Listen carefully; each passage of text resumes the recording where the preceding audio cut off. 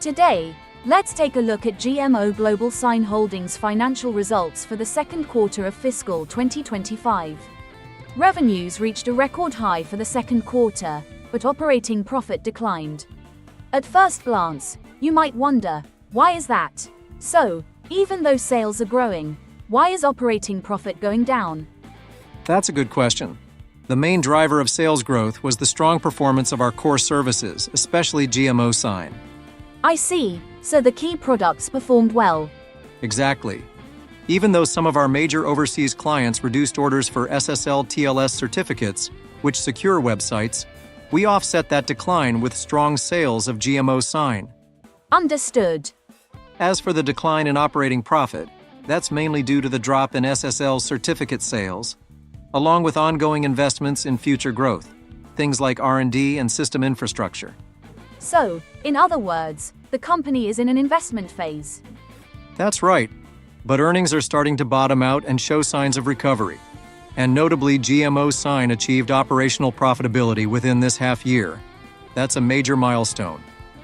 That's impressive. It is. Another strength of the company is its position as one of the world's top 4 digital certification authorities, a strong trust factor. Being a top-tier certification authority worldwide really adds credibility. It does. And another important point is that most of our revenue is recurring subscription-based income, monthly or yearly contracts. This stable base has been growing for over 25 years. I see. Stable earnings provide the foundation for investing in next-generation services. Exactly.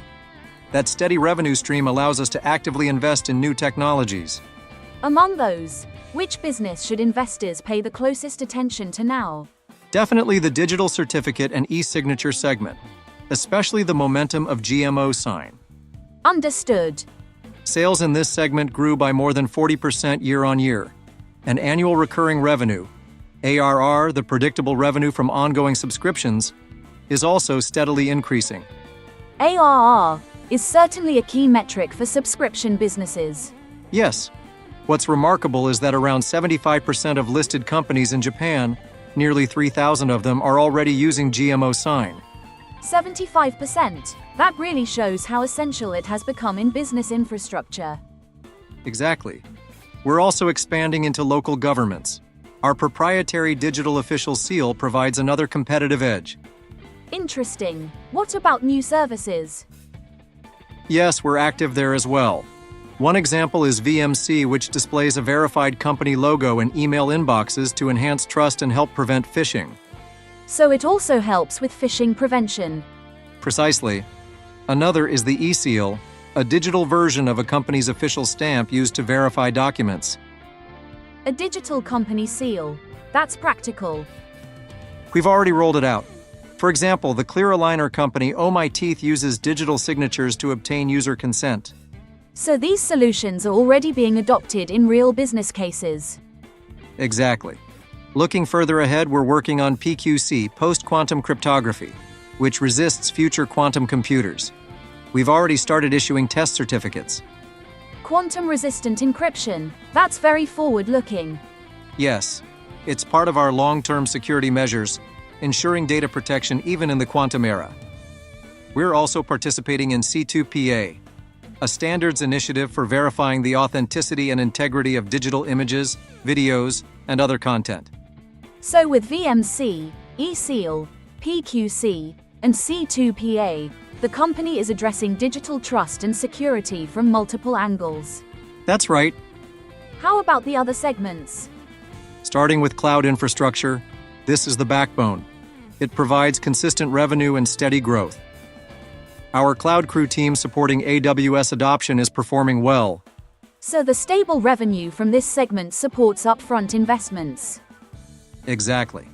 Meanwhile, the digital transformation DX segment is still in the investment phase, but it's being cultivated as a future growth driver. For instance, Hakaru AI, which uses AI to automatically read analog meters, is gaining traction in manufacturing. Interesting. And the global side of the business? We operate in about 230 countries and regions, which is a major strength. With bases in Europe and North America, we can quickly capture new trends in authentication technology and regulation. That must also help in gathering market intelligence. Exactly. And we're also optimizing costs by restructuring development, aiming to improve profitability in the coming years.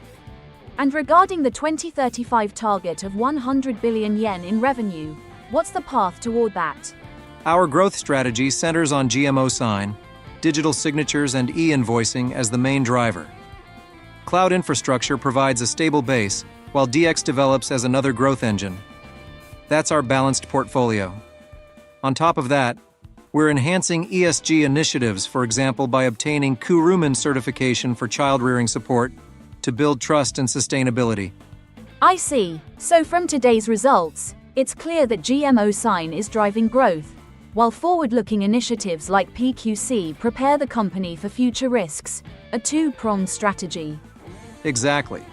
While maintaining the value of established services like SSL, TLS certificates, we're also building new forms of digital trust, GMO Sign, VMC, eSeal.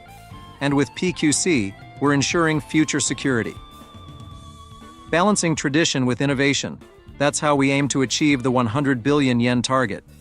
Balancing security and convenience, that's the real challenge. Yes, and also the key to growth. Bridging current technologies with future innovations, it's an exciting phase. Today, we took a closer look at GMO GlobalSign Holdings' financial results. It's been an insightful discussion. Let's catch up again next time. We change experience with IT. GMO GlobalSign Holdings.